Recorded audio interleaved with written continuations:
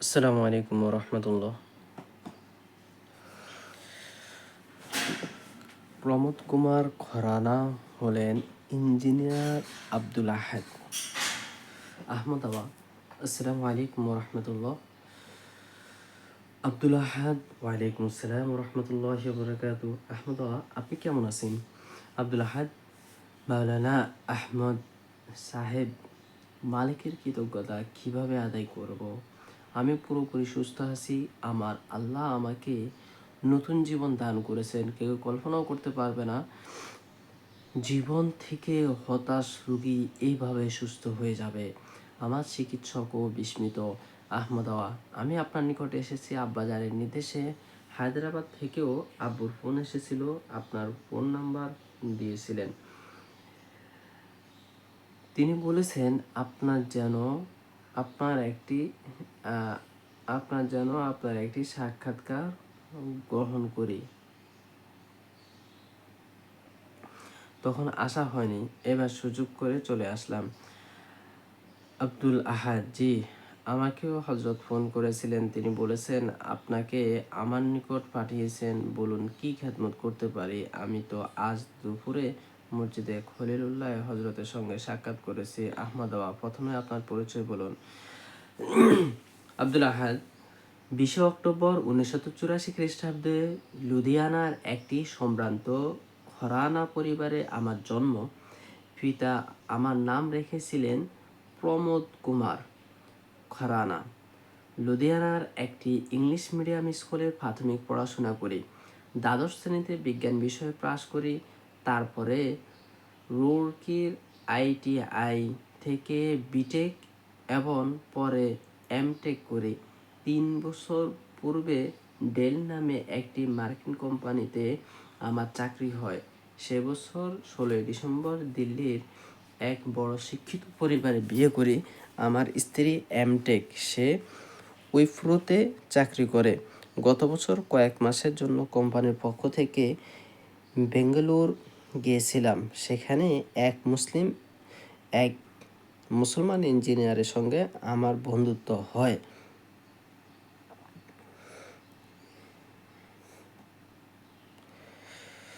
কবিতার প্রতি শৈশব থেকে আমার আলাদা আকর্ষণ। উর্দু কবিতা মুখস্থ করা ছিল আমার নেশা। এই কারণে উর্দু শেখার আগ্রহ প্রকাশ করি। আমার বন্ধুর নাম ছিল সৈয়দ হামেদ আলী। সে ছিল ভালো কবি। কবিতায় সংক্ষেপে নাম লিখতে হামেদ। তিনি আমাকে উর্দু শেখাতে আরম্ভ করলেন। সেখান থেকে ফিরে আসার পর দিল্লিতেও উর্দু শিখতে থাকি। বর্তমানে উর্দু লিখতেও পড়তে পারি। আহমদাওয়া, কিভাবে মুসলমান হলেন বলবেন কি? আব্দুল আহাদ, আল্লাহর মেহেরবানি, একটি ঘটনার প্রেক্ষিতে আমি হেদায়েত লাভ করি। ডিসেম্বরে স্ত্রীকে নিয়ে কলমনালি হিমাচলে হানিমুনে গিয়েছিলাম। সেখানে আমরা বরফ নিয়ে খেলা করছিলাম। হঠাৎ পা ফসকে আমি পড়ে যাই। পেছনে একটি গভীর খাদ ছিল। আমি সেখানে গড়িয়ে পড়ি। কোমরের হাড়ে খুব আঘাত পাই। আমি তো পড়েই ছিলাম, উঠতেও পারছিলাম না। স্ত্রী কারো সাহায্যে কোনোভাবে আমাকে তুলে আনে। অ্যাম্বুলেন্স ডেকে আনা হয়, আমাকে হাসপাতালে ভর্তি করে। আমার হাত পা ছিল অবশ। আমার স্ত্রী দিল্লি ও লুধিয়ানায় ফোন করে। আমার শ্যালক ও চাচা আসে না, আমাকে লুধিয়ানা নিয়ে যায়। সিটি স্ক্যান, MRI করানো হয়। দেখা গেল পাঁজরের 6টি হাড় নড়ে গেছে। অপারেশন করতে হবে, তবে সুস্থ হওয়ার নিশ্চয়তা নেই। সুস্থ হওয়ার গ্যারান্টি 30%। অনেক দিন পর্যন্ত ফিজিওথেরাপি ইত্যাদি চিকিৎসা চলতে থাকে। আমার বাবা ডাক্তারদের সঙ্গে পরামর্শ করলেন, অপারেশন করলে অবস্থা আরও খারাপ হবে না তো? ডাক্তাররা বললেন, এর চেয়ে খারাপ অবস্থা আর কি হবে। 1 মাস ধরে পরামর্শ করে সিদ্ধান্ত হলো অপারেশন করা হবে। লুধিয়ানায় স্পাইনের বিখ্যাত হাসপাতাল আছে, সেখানে অপারেশন হয়, কিন্তু অপারেশন সফল হলো না। বরং ক্ষতি এই হলো যে আগে হাত পা সচল ছিল, এখন অপারেশনের পর হাত পা কাঁপতে শুরু করেছে। এখন হাত পা হয়তো বেঁধে রাখতে হচ্ছে অথবা দাবিয়ে রাখতে হচ্ছে। এই ছিল নতুন বিপদ। ফেব্রুয়ারির শেষে কিছু বন্ধু বান্ধব এবং আমার কোম্পানির ম্যানেজার আমেরিকায় উন্নত চিকিৎসা করার পরামর্শ দেন, খরচ দেওয়ার কথাও বলেন। আমার পিতা আমাকে নিয়ে নিউ ইয়র্ক যান। সেখানে পরীক্ষা নিরীক্ষা করা হয়। ডাক্তাররা বললেন অপারেশন করার আগে যদি এখানে নিয়ে আসতেন তাহলে চিকিৎসা সম্ভব ছিল। এখন আক্রান্ত নার্ভগুলো মরে গেছে, এখন চিকিৎসা সম্ভব নয়। পিতা আমাকে দিল্লি ফিরিয়ে আনলেন। আমার স্ত্রীর এক চাচা ছিলেন ডাক্তার। তিনি পরামর্শ দিলেন দিল্লিতে স্পাইনাল ইনজুরির বিখ্যাত একটি হাসপাতাল আছে, সেখানে ডাক্তার বরদুয়াজ পৃথিবীখ্যাত স্পাইনাল সার্জন। তার সঙ্গে আমার পরিচয় আছে, তাকে একবার দেখান। আমরা ডাক্তার বরদুয়াজের নিকট গেলাম। তিনি আরেকবার এমআরআই করার পরামর্শ দিলেন। আমরা গ্রিন পার্কে যাই। সেখানে মেশিনের পরিচ্ছন্নতার জন্য টেকনিশিয়ানরা এসেছিল। আমার শ্যালক ও চাচা আমাকে হুইল চেয়ারে করে সেন্টারে গেলেন। আমার হাত পা বাঁধা। ঠিক সেই সময় আপনার পিতা মাওলানা কালিম সিদ্দিকী সাহেব তার এক প্রিয় ভাজন মাওলানা উসামাকে সিটি স্ক্যান করানোর জন্য নিয়ে এলেন। তাদের সঙ্গে একজন ডাক্তার ছিলেন। পূর্ব হতেই সেন্টারে তার পরিচয় ছিল, এই জন্য সবার আগে তাকে সিটি স্ক্যানের জন্য নিয়ে যাওয়া হয়। আমি সামনে হুইল চেয়ারে বসা ছিলাম। বাহ্যিক চেহারায় আমাকে রোগীর মতো মনে হতো না। মাওলানা সাহেব আমাকে গভীরভাবে দেখছিলেন। পরে তিনি আমাকে বললেন, আমি দীর্ঘ সময় ধরে আপনাকে দেখছিলাম। খুব সুন্দর সুশ্রী সুস্থ যুবকের হাত পা বেঁধে রাখা হয়েছে কেন? পরে যখন আমাকে এমআরআই করানোর জন্য হাত পা খোলা হয় এবং স্ট্রেচারের উপর শোয়ানো হয়, আমার হাত পা প্রচণ্ডভাবে কাঁপতে থাকে। সাথীরা আমার হাত পা ধরে রাখে। মাওলানা সাহেব উঠে এলেন, বলেন, আপনার রোগ কি? আমি সবিস্তারে জানালাম। শুনে মাওলানা সাহেব খুব ব্যথিত হলেন। তার চোখ বেয়ে অশ্রু প্রবাহিত হয়। জিজ্ঞেস করলেন, ডাক্তার কি বলে? আমার চাচা শ্বশুর বললেন, নিউ ইয়র্ক থেকে কয়েকদিন আগে ফেরত আনা হয়েছে। সেখানে তারা বলেছে অপারেশনের আগে আসলে কিছুটা আশা ছিল। তার পাঁজর মরে গেছে, এখন চিকিৎসা অসম্ভব। মাওলানা সাহেব বললেন, তাহলে আবার এমআরআই করাচ্ছেন কেন? তিনি বললেন, দিল্লির স্পাইনাল হাসপাতালে দেখানো হয়েছে, ডাক্তার আবার এমআরআই করতে বলেছেন। যাই হোক, চিকিৎসা তো করতে হবে। মাওলানা সাহেব বললেন, শেষ নিঃশ্বাস পর্যন্ত রোগীকে হতাশ না করাই হলো চিকিৎসার নীতি। সত্য মালিকের সত্যবাদী নবী বলেছেন, এমন কোনো রোগ নেই আল্লাহর নিকট যার চিকিৎসা নেই। আপনারা হতাশ হবেন না, চিকিৎসা চালিয়ে যান। মাওলানা সাহেব আমার নিকট এলেন, খুব আদর করে আমার নাম জিজ্ঞেস করলেন। তারপরে বললাম, আমার প্রিয় ভাই প্রমোদ। তারপরে বললেন, আমার প্রিয় ভাই প্রমোদ কুমার, কত সুশ্রী যুবক তুমি! দেখতে তোমাকে রোগী মনেই হয় না। তোমার সুশ্রী চেহারা দেখে আমার মনে হলো এত সুন্দর যুবক নরকে জ্বলবে।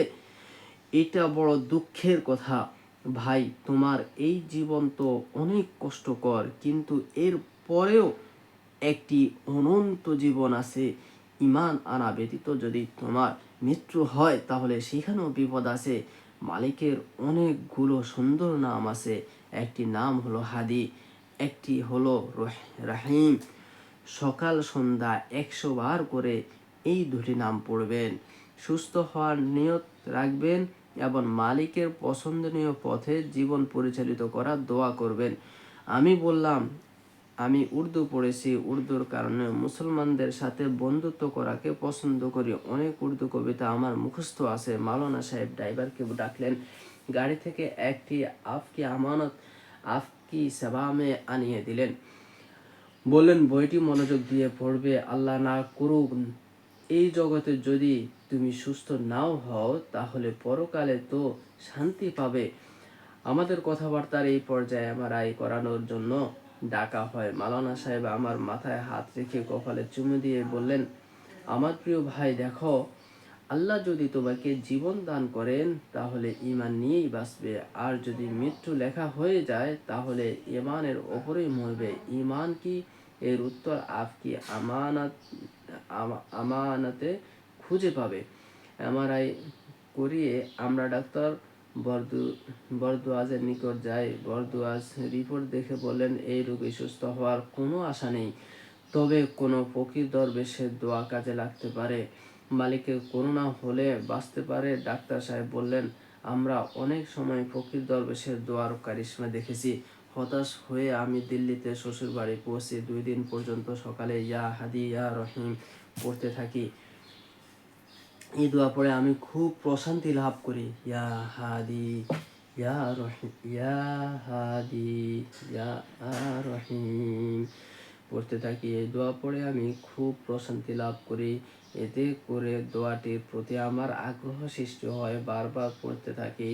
ক্ষণে ক্ষণে মাওলানা সাহেবের কথা স্মরণ হতে থাকে। ভাবতে থাকি, আজও পৃথিবীতে এমন মানুষ আছেন, আপনজন নয় অন্য ব্যক্তির অসুস্থতায় যিনি এমন কষ্ট অনুভব করেন।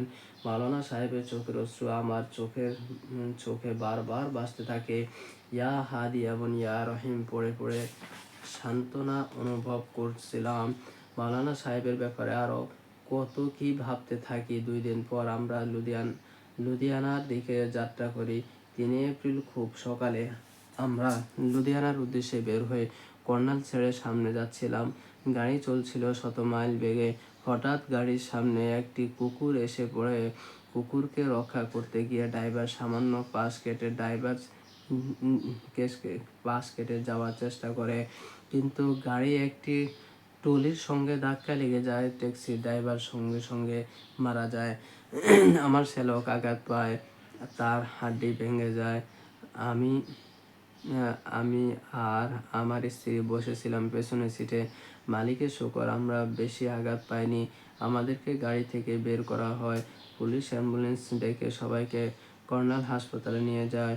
দিল্লি ও লুধিয়ানা থেকে ঠিক দুপুরে পরিবারের লোকজন চলে আসে।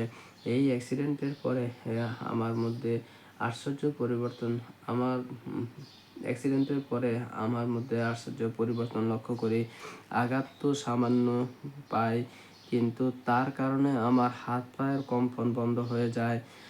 হাত পায়ের কম্পন বন্ধ হওয়া ছিল আমার ও পরিবারের সকলের জন্য চরম আনন্দের খবর। আল্লাহর মেহেরবানি 2 দিন পর আমার হাত পায়ে অনুভূতি শক্তিও আসতে শুরু করে। 1 সপ্তাহ পর হাত পা পূর্ণ সচল হয়ে গেল।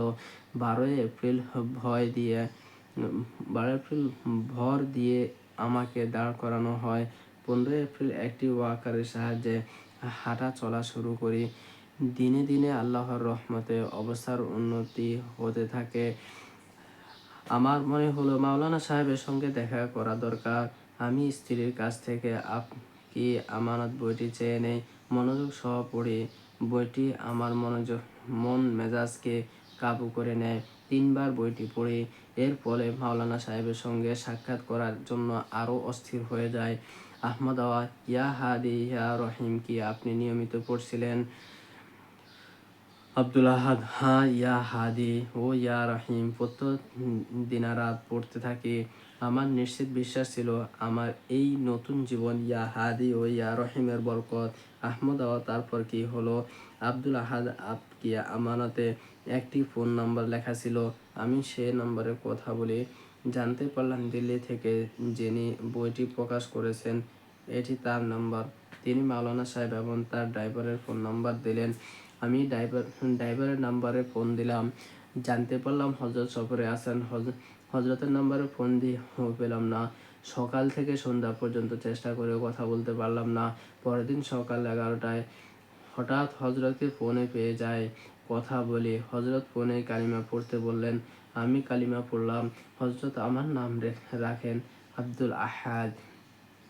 বললেন, গোলাপি বাগে আমার মাদ্রাসা আছে, সেখানে মাওলানা সাজেদ সাহেব মাদ্রাসার জিম্মাদার, তার সঙ্গে গিয়ে সাক্ষাৎ করুন। আমার মহল্লার পাশে সুফি বাগে একজন প্রসিদ্ধ টেইলার মাস্টার হাজি চাঁদ মিয়া থাকতেন। সে ছিল আমার পিতার বন্ধু। আমাকে দেখতে এসে বললেন, হজরত কালিম সাহেবের সঙ্গে তার ভালো সম্পর্ক আছে, তিনি তার মুরিদ। তিনি আমাকে নিয়ে গোলাপি বাগে গেলেন। এভাবে আমি নতুন জীবন লাভ করায় তিনি খুব খুশি হলেন। 18 এপ্রিল আমার স্ত্রী এবং আমার পিতা ট্রেনে করে আমাকে দিল্লি নিয়ে আসেন। আহমদ, আপনি কি বুঝে শুনে কালিমা পড়েছিলেন? আহমদ আব্দুল আহাদ: খুব ভেবেচিন্তে নয়, বরং ভেতর থেকে একটা তাগাদা ছিল, এই কারণে কালিমা পড়ি। তখন আমার রন্ধ্রে রন্ধ্রে ইয়া হাদি ইয়া রহিমের ভালোবাসা, ভক্তি ও বিশ্বাস। আহমদ, আপনার পরিবার কিছু বলেনি? আব্দুল আহাদ: কি বলবে? আমার নতুন জীবন লাভের আনন্দে আমি যা কিছু করতে বলতাম তাই করার জন্য তারা প্রস্তুত ছিল। আমার স্ত্রী তো খুশিতে মরে যাওয়ার উপক্রম ছিল। লোকজন তাকে ভর্ৎসনা করতো, বলতো, তুমি একটা ডাইনি, এমন সুন্দর ছেলেটাকে শেষ করে দিলে। তোমার বিয়েটাই আসলে অভিশপ্ত। আমি স্ত্রীর বিষয়ে হযরতের সঙ্গে আলোচনা করি। হযরত বললেন, তাকেও কালিমা পড়তে বলো। আলহামদুলিল্লাহ, সে খুশিতেই কালিমা পড়েছে। হযরত তার নাম রাখেন খাদিজা। আহমদ, এরপরে কি আর ডাক্তার দেখিয়েছেন? আব্দুল আহাদ: আমার চাচা শ্বশুর ডাক্তার বারদুয়াজের সঙ্গে ফোনে কথা বলেন। ডাক্তার সাহেব নিজেই আমাকে দেখতে আসেন। আমাকে দেখে বলেন, আমি তো আগে বলেছি কোনো ফকিরের দোয়া কাজে লাগতে পারে। ডাক্তার সাহেব আমার থেকে হযরতের ফোন নাম্বার নিলেন এবং তার সঙ্গে সাক্ষাৎ করার আগ্রহ প্রকাশ করলেন। নিউ ইয়র্কের ডাক্তারের সঙ্গে নেটে যোগাযোগ করে আমার অবস্থা জানায়। ডাক্তার আশ্চর্য হয়ে যায়। সে আমাকে তার খরচে নিউ ইয়র্ক যাওয়ার আমন্ত্রণ করে এবং বলে, তুমি কোন বিষয়ে গবেষণা করতে চাও? আহমদ, আজ দুপুরে মসজিদে খলিলুল্লাহ গিয়েছিলেন। আব্দুল আহাদ: হযরতের সঙ্গে সাক্ষাতের জন্য অস্থির ছিলাম। পরে ডাক্তার বারদুয়াজ সাহেবও হযরতের ভক্ত হয়ে যান। তাকে নিয়ে আমি মসজিদে খলিলুল্লাহ যাই। আমাকে দেখে খুশিতে হযরত কাঁদতে লাগলেন। বললেন, আমি কতবার পরিবার ও আমার সন্তানদের নিকট আপনার আলোচনা করেছি, বলেছি কত সুশ্রী যুবক, অথচ কত বিপদে আছে। ডাক্তার সাহেবও পারিবারিক কিছু সমস্যায় দোয়ার জন্য গিয়েছিলেন। হযরত বললেন, আমি তো গুনাহগার বান্দা, নিজের সমস্যায় জর্জরিত, কিন্তু সেই হাদি এবং সেই রাহিম যিনি প্রমোদ সাহেবকে সুস্থ করেছেন, তার হাতেই সব কিছু। আপনিও দৈনিক ইয়া হাদি ও ইয়া রহিম পড়ুন। ডাক্তার সাহেব আনন্দ চিত্তে ফিরে এলেন।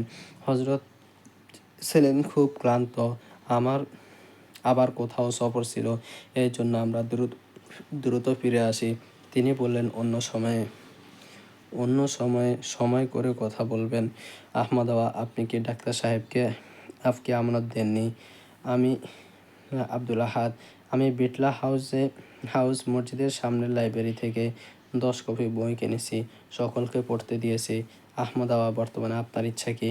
আব্দুল আহাদ: হযরত আমাকে বলেছেন আমি যেন দোজখের আগুন এবং মিথ্যা দেবদেবীদের থেকে আল্লাহর বান্দাদেরকে বাঁচিয়ে এক হাদি ও রহিমের সঙ্গে জড়িয়ে দেওয়ার কাজে জীবনটাকে কাটিয়ে দেয়। মসজিদে বসে আমি মাওলানা সাহেবের সঙ্গে ওয়াদা করেছি আমার দ্বিতীয় জীবন দাওয়াতের কাজেই ব্যয় করব। আমি মাওলানা সাহেবের নিকট চাকরি ছেড়ে দেওয়ার পরামর্শ চেয়েছি। মাওলানা সাহেব চাকরি ছেড়ে দিতে নিষেধ করেছেন। বলেছেন, চাকরির মাধ্যমে উপার্জিত অর্থের সিংহভাগ যেন দাওয়াতের কাজে খরচ করি। আমেরিকাও যেন যাই, সেখানকার ডাক্তারদের যে টিম আমাকে দেখেছিল তাদেরকে যেন দাওয়াত দেই। আহমদ, ডাক্তার বরদুয়াজ কালিমা পড়েছেন? আব্দুল আহাদ: এখনো পড়েননি, আমার আশা আছে অতি সত্বর কালিমা পড়বেন। আহমদ, আরমগানের পাঠকদের উদ্দেশ্যে কিছু বলুন। আব্দুল আহাদ: আমি দুদিনের মুসলমান, কি বলবো? সকলের নিকট দোয়া দরখাস্ত করি, আমার দ্বিতীয় জীবন যা ইয়া হাদি ও ইয়া রহিমের বরকতে আল্লাহ তাআলা দান করেছেন, তা হাদি ও রাহিম প্রভুকে সমর্পণ করেছি। আমি হযরতকে বলেছি আমার জীবন এবং প্রতিটি মুহূর্ত আপনার। আপনি আমাকে আপনার গোলাম মনে করে যেখানে ইচ্ছা লাগাতে পারেন। হযরত বলেছেন আমার জীবনটা যেন দাওয়াতের কাজে লাগাই। আমি লুধিয়ানায় থেকে এসে হযরতের ইচ্ছাতেই জীবনযাপন করতে চাই। আরমগানের পাঠকগণ দোয়া করবেন আল্লাহ যেন আমাকে সুস্থতা দান করেন। আহমদ, আমিন। আসসালামু আলাইকুম ওয়া রাহমাতুল্লাহ। আব্দুল আহাদ: ওয়ালাইকুম আসসালাম রহমতুল্লাহ বারাকাতু। আর মোগান মে 2010 ইংরেজি সন খ্রিস্টাব্দ।